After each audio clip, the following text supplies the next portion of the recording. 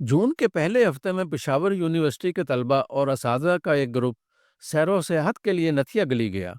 रात के खाने पर दो ज़हीन तलबा ने प्रोफेसर साहब से पूछा, सर, इस बार फिर हमारे हीरो अरशद नदीम ने गोल्ड मेडल जीता है, मगर उसे उतनी पजीराई नहीं मिली। अवाम ने भी उतनी एक्साइटमेंट का मुजाहरा नहीं किया। इसकी क्या वजह है? प्रोफेसर साहब ने थोड़े से तवक्कुफ के बाद जवाब दिया, वजह यह है कि हाल ही में कौम एक बहुत बड़ी कामयाबी और फतह से सरशार हुई है, जिसके सामने खेल में कामयाबी की कोई वक़्त नहीं। जब अरशद वर्ल्ड चैंपियन बना था, उस वक्त कौम को बड़ी मुद्दत के बाद एक अच्छी खबर मिली थी, वरना पाकिस्तान के बारे में हर तरफ से मनफी खबरें ही सुनने को मिल रही थीं। उस वक्त पूरी कौम किसी ऐसी खबर के लिए तरसी हुई थी जिससे मुल्क के वक़ार में इजाफा हो, और वो मौका अरशद नदीम की जीत ने फराहम कर दिया, जिसे पूरी कौम ने जी भरकर सेलिब्रेट किया। मगर अब हिंदुस्तान के साथ 4 रोज़ा जंग ने सूरत हाल यकसर तब्दील कर दी है। पाकिस्तान की अफवाज, खसूसन एयरफोर्स ने 5 गुना बड़े मुल्क को वाज़ेह शिकस्त देकर कौम को जिस फतह से हमकिनार किया है, इसका तो सिर्फ ख्वाब ही देखा जा सकता था।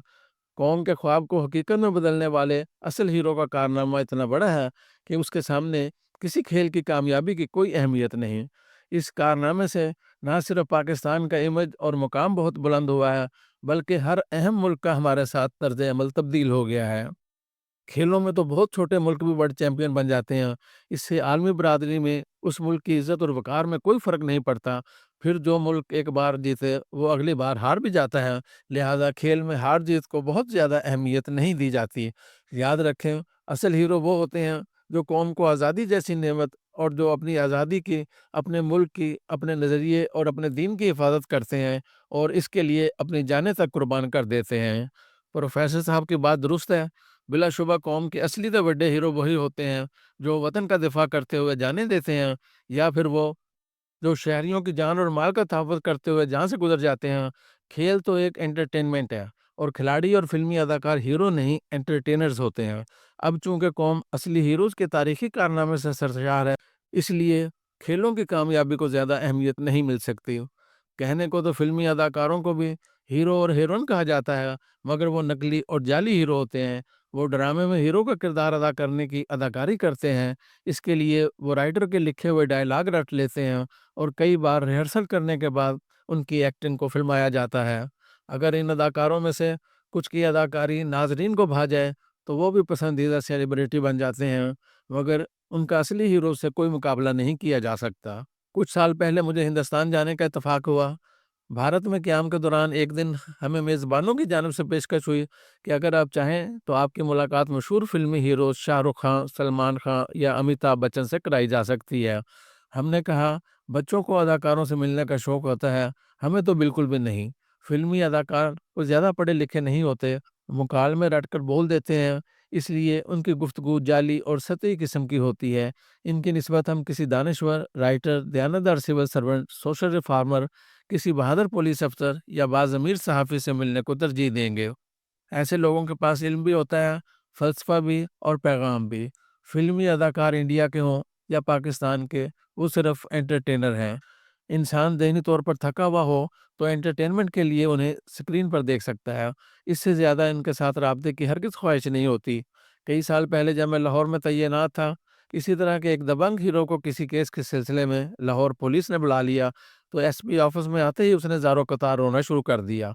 एक पुलिस अफसर ने कहा, तुम तो अकेले दर्जनों पुलिस वालों को मार देते हो, मगर यहाँ तुम्हारा ये हाल है। हाथ बांध कर कहने लगा, सर जी, वो सब नकली होता है, मैं तो चिड़िया भी नहीं मार सकता। ऐसे दबंग हीरो जिन कारनामों की वजह से अवाम में मकबूल हो जाते हैं, वो सब नकली और जाली होते हैं। आर्ट की अहमियत से इनकार नहीं किया जा सकता, मगर जो लोग आर्ट को एक पेशे के तौर पर इख्तियार करते हैं, वो ये काम माली मफाद की खातिर करते हैं। जो प्रोड्यूसर ज़्यादा पैसों की पेशकश करे, ये उसके साथ मुआहदा कर लेते हैं। अगर दुश्मन मुल्क के किसी फिल्मसाज की तरफ से और ज़्यादा पैसों की ऑफ़र आ जाए, तो ये उधर भाग जाते हैं। जिस तरह पाकिस्तान के बहुत से अदाकार और अदाकाराएँ भारत जाकर काम करती हैं। इनमें से बहुत से लोग बड़ी तकरीबात में ऐसे फ़िक्रे भी बोलते रहे कि फ़न की कोई सरहद नहीं होती, यानी कि हम पर सिर्फ एक मुल्क का लेबल ना लगाएं। हम सब के लिए एक जैसे हैं, और हमारे लिए भी सारे मुल्क एक जैसे हैं। ایک بار بھارت میں جب اسی قسم کے فکروں کی تکرار ہوتی رہی تو پاکستان سے گئے ہوئے معروف شاعر سید ضمیر جعفری کھڑے ہو گئے اور انہوں نے دو ٹوک انداز میں کہا کہ فن کی سرحد نہیں ہوتی مگر فنکار کی سرحد بھی ہوتی ہے اور ملک بھی ہوتا ہے۔ جو فنکار ملک کا وفادار نہیں وہ دھوبی کے کتے کی طرح نہ گھر کا رہتا ہے نہ گھاٹ کا۔ پاکستان کے بہت سے اداکار اور گلوکار بھارت جاتے رہے، اپنے فن کا مظاہرہ کرنے کا انہیں پورا حق ہے، مگر وہ چند ٹکوں کی خاطر ایسی باتیں کرنے سے بھی گریز نہیں کرتے رہے جو ان کے ملک کے قیام اور اس کے نظریات کے خلاف ہوتی تھیں۔ ان میں کئی لوگ ہندو طبع کے پیروکاروں کے ہاتھوں ذلیل بھی ہوئے اور تشدد کا نشانہ بھی بنتے رہے۔ کیا ایسے افراد کو قومی ہیرو کہا جا سکتا ہے؟ ہرگز نہیں۔ بانی پاکستان کی یہ بات 100% درست ثابت ہوئی ہے کہ ہندوستان میں رہ جانے والے مسلمان ساری عمر اپنی وفاداری ثابت کرنے میں ہی لگے رہیں گے۔ ہندوستان میں وہ اداکار جن کا نام مسلمانوں جیسے ہیں وہ اب اپنا مسلم تشخص کھو چکے ہیں۔ وہ اپنی بقا کے لیے ہر وقت اپنے آپ کو اسلام سے لا تعلق اور پاکستان کا دشمن ثابت کرنے میں لگے رہتے ہیں۔ وہاں ٹی وی کے پروگرام آپ کی عدالت میں کا میزبان چونکہ ہندو طبع کا کٹر کارکن ہے، اس لیے وہ ایسے اداکاروں کو اپنی عدالت میں بار بار بلا کر ان کی وفاداری پر سوال کرتا رہتا ہے کہ جنگ کے دوران آپ نے پاکستان کو گالیاں نہیں دیں، اس لیے عوام آپ کی وفاداری پر شک کرتے ہیں۔ عدنان سمیع کو اس پروگرام میں مادر وطن کے خلاف جھوٹ بولتے ہوئے شرم آنی چاہیے تھی۔ کھلاڑیوں کا تو اداکاروں سے بھی برا حال ہے، وہ تو پیسوں کی خاطر میچ تک ہار جاتے ہیں۔ آج کل پیشہ ور کھلاڑی ملک کے لیے نہیں صرف پیسوں کے لیے کھیلتے ہیں۔ جو ملک اور جو تنظیم انہیں زیادہ پیسے دے دے، یہ ملک سے محبت کا چوغا پھینک کر اور پاکستانی پرچم والی ٹروفی اتار کر ان کی ٹیم میں جا شامل ہوتے ہیں۔ اگر ہم کرکٹ کی بات کریں تو 250 ملکوں میں کرکٹ کھیلنے والے ملکوں کی تعداد 12-13 سے زیادہ نہیں ہے۔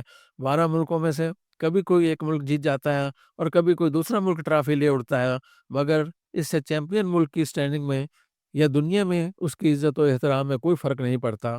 ہم نے ایک سونے کا تمغہ جیتنے پر ارشد ندیم پر کروڑوں روپے کے انعامات نچھاور کر دیے اور کرکٹ کا ورلڈ کپ جیتنے پر کپتان صاحب کے پورے ملک میں جلوس نکالے۔ بہت سے بڑے ملک سونے کے درجنوں تمغے جیتتے ہیں، مگر وہاں ہماری طرح یہ نہیں کہا جاتا کہ اس ٹیم نے کپ جیت لیا ہے، لہٰذا اب اس ٹیم کے کپتان کو پوری قوم کا رہنما قرار دے کر ملک کا انتظام و انصرام ہی اس کے حوالے کر دیا جائے۔ ایسی حرکتیں صرف ہمارے جیسی جذباتی قومیں ہی کرتی ہیں اور پھر سال آ سال تک اس کے خوفناک نتائج بھگتتی رہتی ہیں۔ دنیا بھر میں یہ بات تسلیم شدہ ہے کہ ملک کا دفاع کرنے کے مقدس مشن کی تکمیل میں جان قربان کرنے والے سب سے بڑے ہیرو سمجھے جاتے ہیں۔ وطن کی سرحدوں کی حفاظت کرتے ہوئے یا شہریوں کی جان اور مال کا تحفظ کرتے ہوئے اپنی جان دینے والے قوم کے اصلی ہیرو ہوتے ہیں۔ ان کے علاوہ مشنری جذبے کے ساتھ طلبہ کی کردار سازی کرنے والے استاد، قوم کو آزادی اور خودداری کے جذبوں سے سرشار کرنے والے شاعر، ملک کا دفاع مضبوط کرنے والے سائنسدان، ایماندار سول سرونٹ، حقائق کو بے نقاب کرنے والے باضمیر صحافی، لوگوں کو پیغام الہی سے روشناس کرانے والے باعمل علماء اور اپنے ہاتھوں سے رزق حلال کمانے والے کسان اور مزدور بھی قومی ہیرو ہیں۔